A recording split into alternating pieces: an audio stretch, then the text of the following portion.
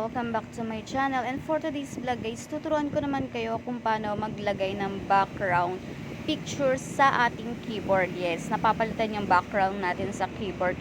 Ngayon pupunta lang ako dito sa aking message.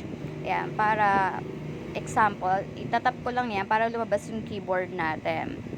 After makikita nyo yung pinaka pangalawa sa dulo, i-click nyo lang yung theme sa ating keyboard.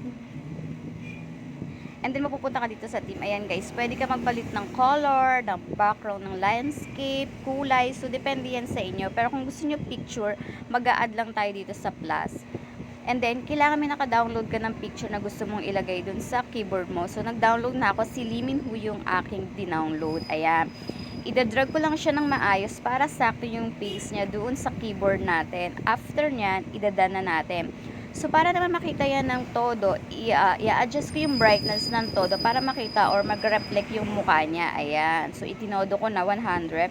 And then, okay na yan. Idadan ko na yan para ma-i-apply na natin. So, pag lumabas na yan guys, i-apply nyo na. Ayan, pipindutin nyo lang apply. And then, tingnan natin kung lalabas na sa keyboard natin yung nilagay nating background picture niya. O, diba? Ang cute. So, diba? Ganun lang kasimple. Diba? Simpleng-simple lang kung paano siya gawin. Kaya kung ako sa inyo, ayan, kung ako sa inyo guys, subukan nyo na yan kasi napakadali lang, diba? Para naman may buhay yung ating keyboard. So, yun lang. And thank you for watching.